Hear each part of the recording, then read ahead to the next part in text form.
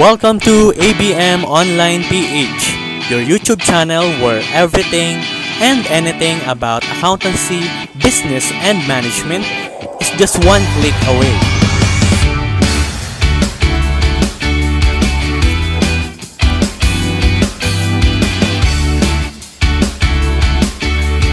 Brought to you by Rainier D. Sabino. Subscribe now! Next naman natin ay yung tinatawag nating time period assumption. So the life of an economic entity can be divided into artificial time periods for the purpose of providing periodic reports on the economic activities of the company. It means that financial statements are prepared as equal time intervals. So, yung pag-prepare natin ng financial statements ay pwedeng hati-hati. Pwedeng monthly, pwedeng semi-monthly, pwede rin naman quarterly, semi-annually, or annually. So, yung purpose nito ay para bigyan natin ng periodic reports yung mga stakeholders natin or yung mga gumagamit ng financial information na pine-prepare natin. So, sino-sino ba yung mga stakeholders na yon? So, syempre, una yung mga business owners, yung CEO, stockholders, diba? Kasama din dyan yung mga employees and other person na merong interest sa business natin. Lalong-lalo na yung mga future stockholders natin.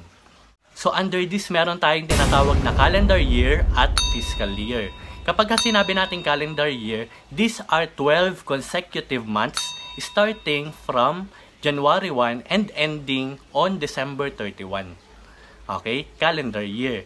Kapag sinabi naman natin fiscal year, ito naman yung 12 consecutive months not ending on December 31. So, halimbawa ng fiscal year, February 1, 2018.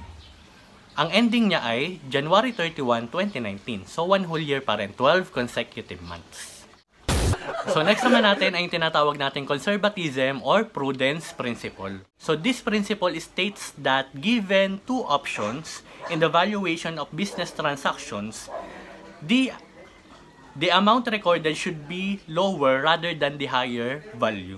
So, if given two available options, ikaw bilang isang accountant, kailangan mas piliin mo yung value na mas palugi. So, kapag kasi conservatism or prudence principle, meron tayong uncertainty na fino-foresee sa future. So, kung hindi lang din naman din sigurado, wag mo na lang din siyang i-record kapag ka-income.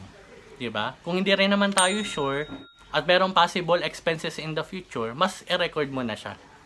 Okay? So, doon tayo sa options na medyo mas dehado tayo compared doon sa mas magbe-benefit. Kasi, kung hindi rin naman sure na merong income in the future tapos na-record ba, edi mas lugi ka pa nun. Diba? Tapos, yung expenses naman, kung meron naman in the future tapos hindi mo na-record tapos meron naman pala, edi mas lugi ka pa rin nun. So, doon ka na lang sa mas sigurado.